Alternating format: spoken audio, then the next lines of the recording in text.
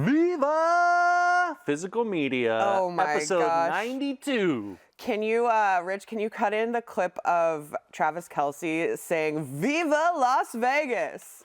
But then do Viva, and then it'll be episode 92. Viva! Episode 92. We're here. Keep all this in. Keep all this in. This is behind the scenes. This is how it all gets made. This is how the sausage gets made. It's episode 92, and we are back with a vengeance. We are. I'm vengeful. We're vengeful right now because it's gorgeous outside. It's really nice. And we know any moment they're going to take it away from us. That's why we're I vengeful. like the gloom. There is too much sun out. Why it's the like fuck? It's like 14 hours a day of sunlight. That's I'm not into it. Look at me, I'm a pink man. I literally feel like I'm taking Molly every day. It's insane how much it affects my mental health. I'm so happy. Do you want to just do some key bumps for like the whole episode? Just fucking bring it on. Let's go. No, but it is springtime in Seattle officially and visually. Yeah, it's nice and out. How we feel. It's really nice out. It's really nice out, but we're still watching lots of movies, and I believe I said this last time, but it still holds true. And this is episode 92, and I don't think we have many store updates. The most important thing is, as you may or may not know already, we're trying to boost our viewership. We need more eyeballs on Viva. And so if you are watching this show, or if you know anyone who is watching this show, please hit the like button and subscribe to our channel. Like and subscribe, doesn't cost you anything. It means the world to us. If everybody who watches this show, every single viewer watching this show right now, hits that like button, just click it. It will do wonders for our viewership. We could really, really use it. We want Viva to keep going into the future. We're almost about to hit that century mark. Oh my gosh. That 100 episode mark. What are we gonna do? We have to think of. We have to think of something really cool, but if nobody's watching it, then why does are it we matter? doing it? Why does it matter? So hit that button so that YouTube puts our beautiful smiling faces in front of your eager gaping eyeballs. Gaping eyeballs. Yeah, that's right. And if you know anyone who likes movies that might not have seen the show, give it a little recommendation. Throw it on your socials. Give him a little slap on the ass. Give him a little slap. Watch Viva Physical Media, all right? A little tush push. Exactly. Give him a little kiss on the mouth and tell him to watch Viva. Why not? Yeah. Let's get into it.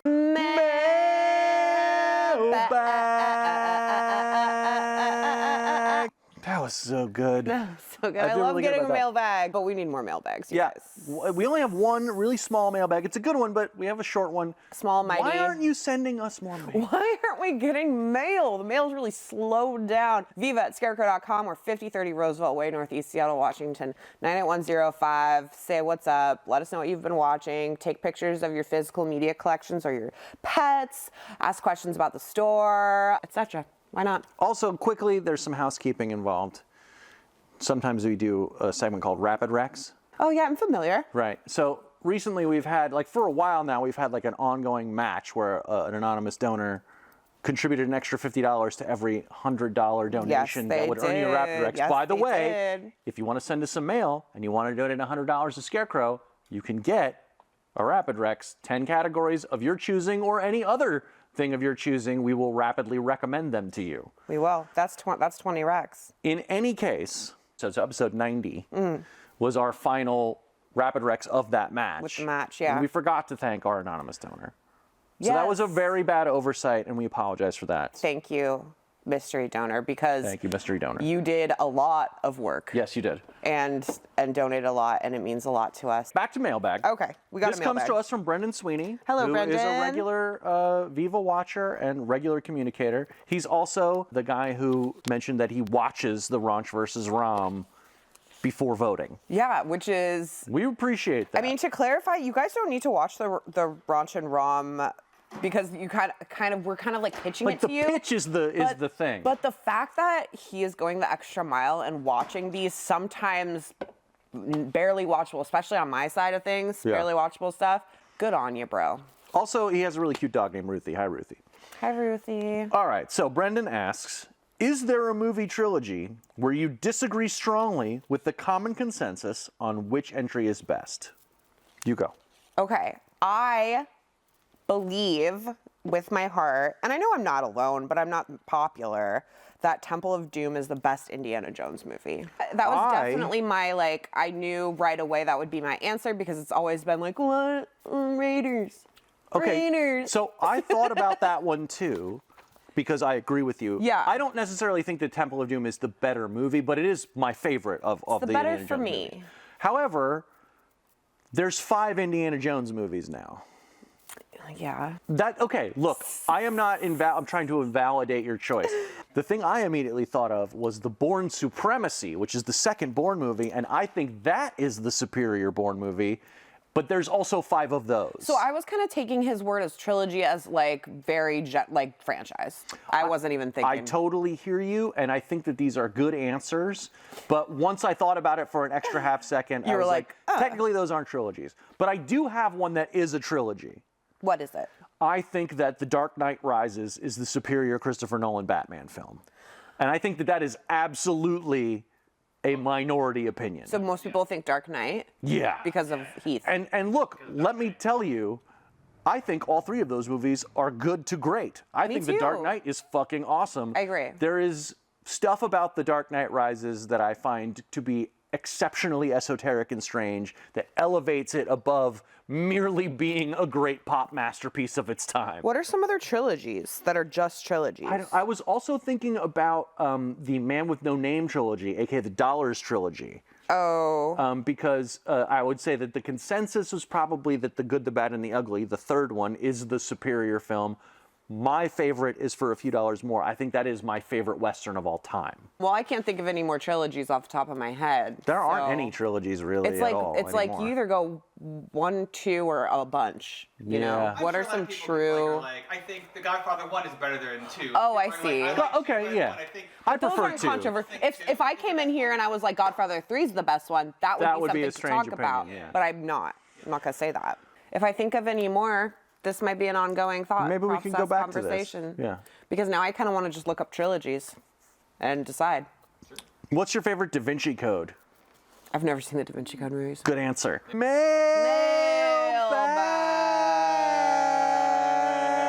You know what? Are you feeling like a fight? I'm feeling a little pugilistic. Are you feeling like showing up for your day in court? Marquis of Queensberry style. Well, you know what that means. That means it's time for Raunch versus Rom. We are fucking here with the results from the last battle. What were the last contestants? The last we had you contestants, with Malibu Beach. and me with Chances Are. Chances are. And I have the results here. I would love to hear what they are. Malibu Beach comes in at 4 votes. Nope, 5 votes.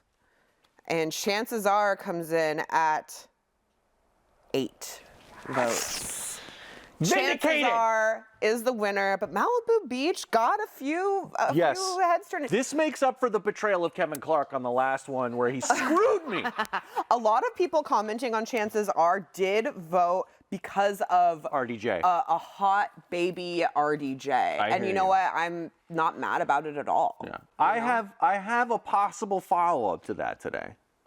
Okay. I think my Raunch is stronger this week as well. Yeah. So this might be a better battle, intense fight. A heavyweight battle. Better battle book.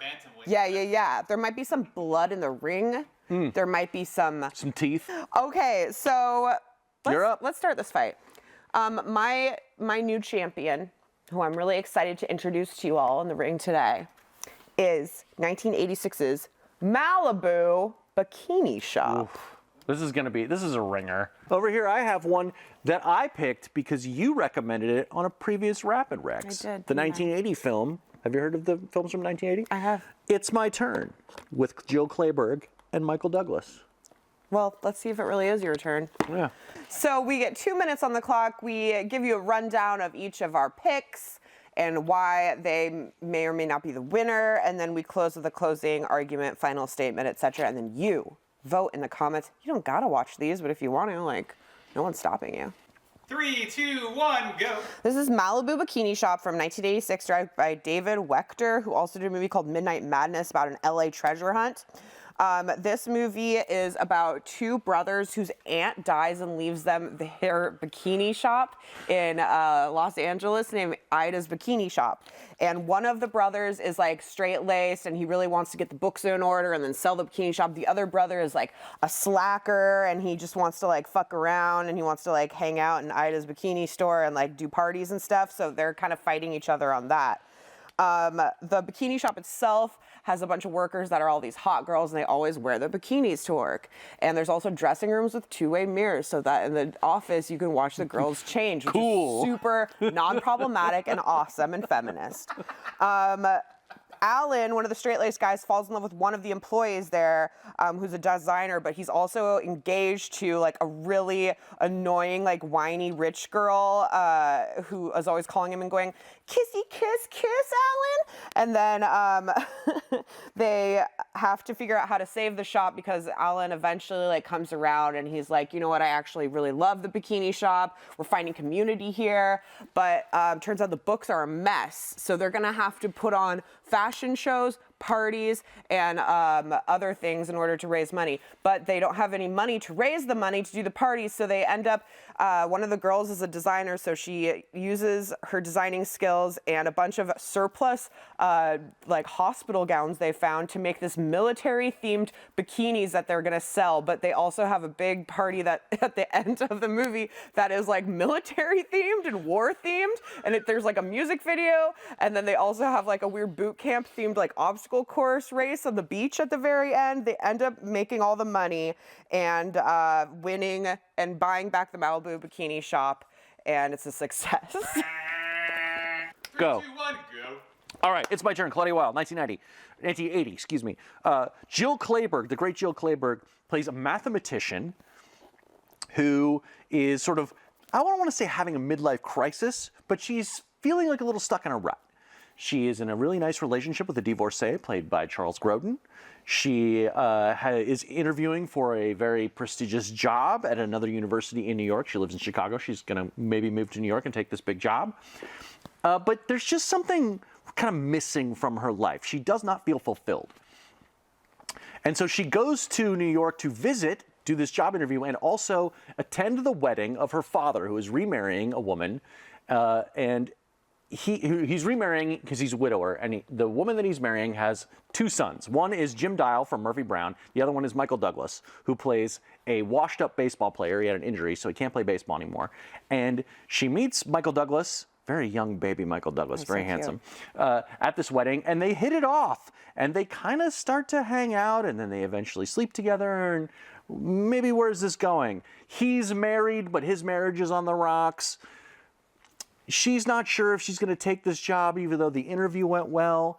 And it's mostly just the story of this woman who is experiencing something that almost everyone experiences, which is where am I in my life? Where do I want it to go? Is there something that I could change if I wanted to? How am I going to pursue that? It's very simple. The movie has a lot of comedy and a lot of drama, but it is not very heavy. I just thought it was really refreshing to see something like this made at this time on this stage. It's directed by Claudia Weil, who made the great film Girlfriends, which if you have not seen it, you must. She only made 2 films, this and that, and she is one of the great 80s feminist filmmakers, and you really have to check this out. That's good. It's a good movie. All right, it's time for final closing statements. I will go. I will approach the stand. If it pleases the court. If it pleases the court. The boxing court. Your Honor. As I watch these movies, I realize they're all about community. They're all about community building, honestly, these Raunch movies. I'm not even joking. I think that that is 100% accurate. That's really fucking cool. But it's also a lot about capitalism. Yes. My final statement is... My final statement is, in the final boot camp obstacle course, when they made the military bikinis out of excess hospital gowns, which is the weirdest sentence I've ever said. Cool. They realized last minute that the thread they were using is actually hospital-grade dissolving stitches. Uh-oh. So all the bikinis fall off the girls on the beach. Also, there's a song in this movie called The Girls of Rock and Roll, which is, I don't think it's live performed, but it's sung in the background, which a year later Chipmunk Adventure? Would show up in the movie The Chipmunk Adventure, sung by the Chipettes.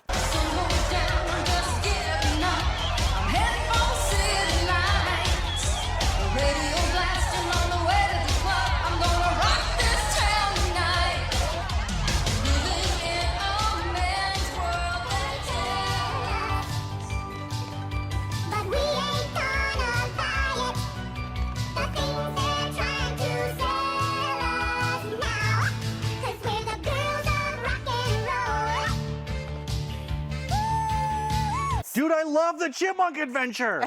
That's one of my favorite animated films of all time. I know that's fucking crazy, but I've seen the Chipmunk Adventure probably 100 times. Well, I don't know if I've ever seen it, but The Girls of Rock and Roll is also We're made the its girls premiere. of rock and roll. Yeah, premiered in this movie. Is this another you've got the power? You've got Yes, dude. I'm gonna do the Chipmunk Adventure in the next episode. Not the next one. Episode 94. I will be doing the Chipmunk Adventure. And that is my closing statement from Malibu Bikini Shop. Wow. Read that, man. I can't. I'm sorry. I know I came at you with the Chipettes song, and now it's all over. You came out with a huge ringer. It's all over. It's okay.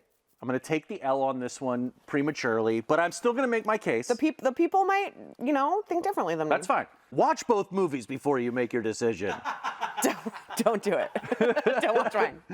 Okay. If you No, can, my closing argument is this. First, this has a very nice theme song by Diana Ross. Oh. And secondly, the screenwriter of this movie won a Razzie for Worst Screenplay.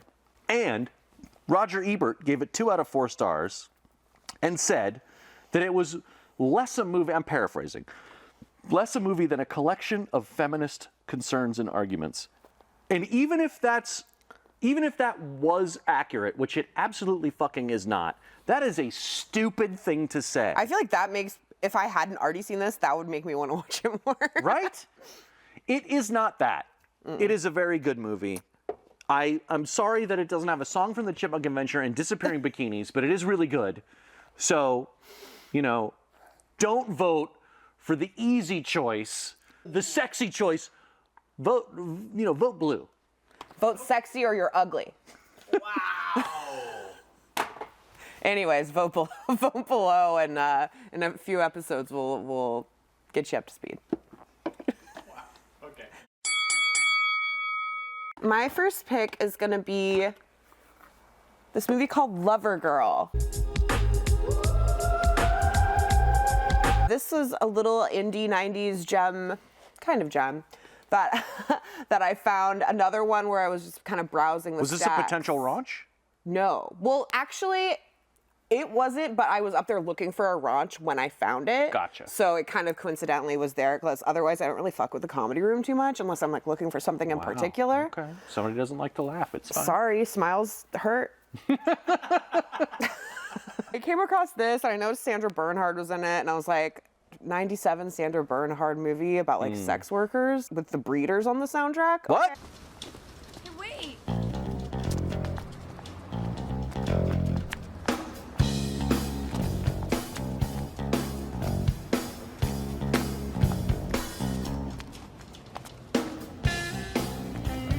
So this is 1997, directed by Joe Syracuse and Lisa Addario. I don't really know. I'm not familiar with their work. They did a few other things. It's about a 16-year-old girl named Jake who leaves her home when her mom goes off to vacation and never comes back. And she goes to LA to hopefully stay with her older sister, played by Christy Swanson. How old are you now? 16. I left home when I was 15. I think you'll do better than I did. Just go out there and give it your best shot. Hit a home run. But her older sister's kind of like a slacker. She's like a party girl who's like not responsible. And she's like, why the fuck are you here? Why are you showing up at my door? Here, you can have a punch. That's all I got. She kind of rejects her too. And so Jake runs into Sandra Bernhard, who also lives in the apartment complex. And she's, way cooler, very Sandra, she's loud and brassy, and she's like funny, and she's very strong. And so she kind of starts looking up to her and kind of follows her around like a little puppy dog. Realizes she works at this massage parlor, and then slowly comes to realize that this massage parlor is actually sort of brothel situation. You're not looking for work, are you? Of course she's not looking for work. She's looking for food. Look how skinny she is. I would kill for a body like that. You already got a body like that. Your chest is flat as hers. Where Sandra Bernhard's like the manager. And there's this group of Gotcha. girls there that she meets that are all really close friends, and they all work as sex workers in this little massage parlor. This is also pretty problematic, but she weasels herself into working there with them. Let's see, I got about 45 minutes left on my lunch break. How about I, just hang out and wait? It'll probably be a long wait. Okay. Hey, you don't work here, do you? And at first they're like, no, you're like way too underage. We're gonna all get like busted, blah, blah, blah. But eventually. Well, honey, she made more in a half an hour than you've made all day. I read about that. And so the rest is just kind of like a slightly comic, but like really like no frills, like non-glamorous look at sex work in the 90s and all these women who also like live together in this apartment nearby and kind of this like surrogate family that they created around each other. It also has Loretta Devine, who I really like. She's in like Urban Legend as the cop. She's that black woman with a really high voice. She's so funny, I think, and she's such a joy in this as well. It has a great 90s soundtrack. Like I said, Shibo Shibomato. I know my chicken. Yeah. You got to know your chicken too. So yeah, it's like a really cool, like very indie 90s look at like female friendships and like sex work. And it's also like a pretty breezy comedy as well. It was shot in LA and it was just like a fun little indie find up there in the comedy room that I had never heard of before. Sick. So big Sandra Bernhard fan, so love to see her. Christy Swanson's pretty funny in it too, if you're into that. And yeah, Lover Girl. I don't know if you can find this, check it out. You can always rent it from us as well. Lover Girl. What difference does it make? They all taste the same anyways. That's so not true. Well, it is for M&Ms. They all taste the same. M&Ms aren't good candy. Well, it's funny that you should talk about that movie Lover Girl, which I haven't seen, but your description of it sounds a lot like a movie that I rewatched that has a lot in common with it. And by the way, you guys, we don't tell each other what we're picking until we get here. We do not. Most of the time, so this is good. I rewatched this because I just felt like watching it. And also because of some of the picks we did on previous episodes. Like the last couple episodes I did Park Lanes, which is a great documentary about American labor. And then I watched Hookers on Davie, which was about sex workers in Canada in the 80s. And so I've been sort of on this kick of documentary labor, just labor and documentary, but also like, you know, feminist concerns, things like that. Anyway, so I rewatched this comedy that I really like, and it's Andrew Wojcicki's movie, Support the Girls. I still have never seen this.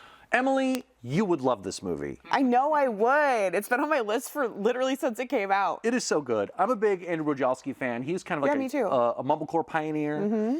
He made a really, really great film many years, not many years, but like a significant amount of years ago called Computer Chess, which I think is just absolutely fucking terrific. It's funny you bring up mumblecore too, because one of the Letterboxd reviews for Lover Girl was like this is kind of like a mumblecore movie. It said it was mumblecore working girls. And that's, sick. I think that's like what also, that sounds I was great. like, yes, immediately yes. Yeah. So this movie is about a bunch of women who work at like a Hooters style restaurant. And their manager is the wonderful Regina Hall. She is tremendous in this movie. And like you were talking about with your film, like there is kind of like a family dynamic to the workers at this restaurant. You know, and it's a family place, which means a lot of families come here. And it also means that we're all family. And yeah, you're not wearing a whole lot of clothes, but... Like one of the girls has a son who she needs some daycare for, but it's cool if he hangs out at the restaurant for a little while before one of the other employees picks him up on her day off to like take him back to her place and like look after him for a while, you know, because he's got a day off school or something. And Regina Hall is kind of organizing all of these girls and making sure everyone's needs are taken care of, making sure that they're doing their best work, also protecting them from male customers who might get a little bit out of hand, things like that. Oh, hey, I think there's a guy throwing up in there. So there's all this stuff going on, and she's just trying to keep it together. She's having marital problems with her husband.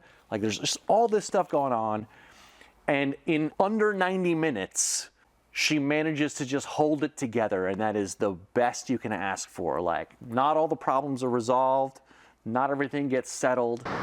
You know I love you too.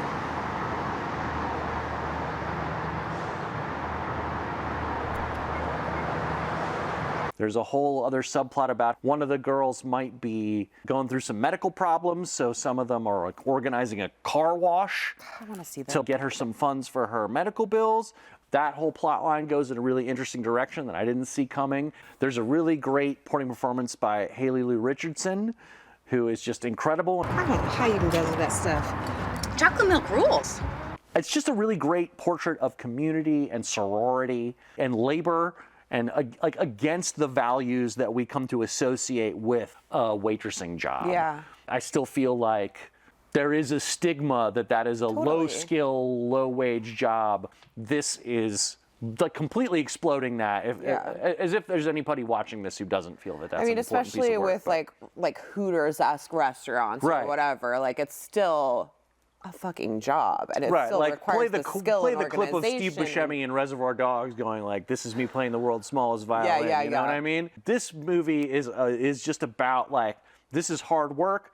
These women are skilled laborers. These women are also just people trying to get by in a world that doesn't value them because they're waitresses, because they are paid to look nice, because they are women.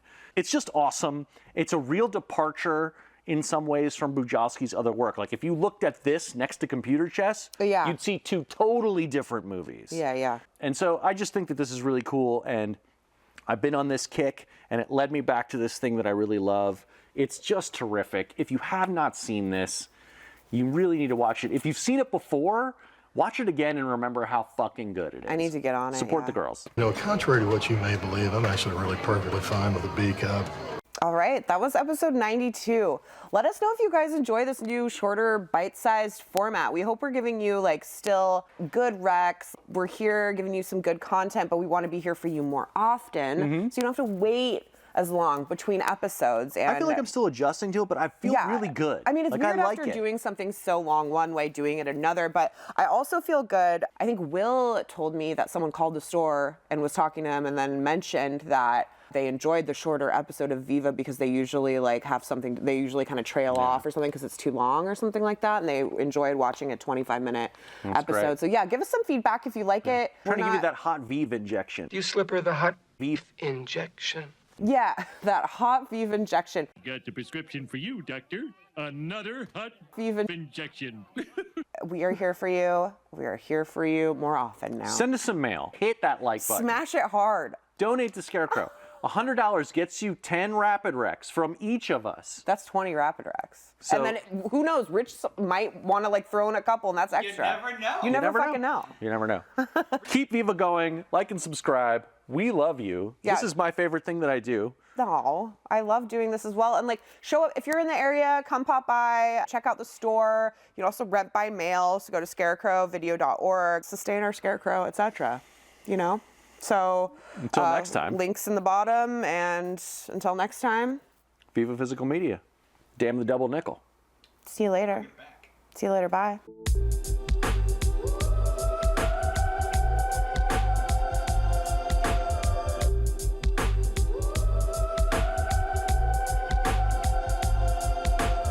Fine. Okay. Okay.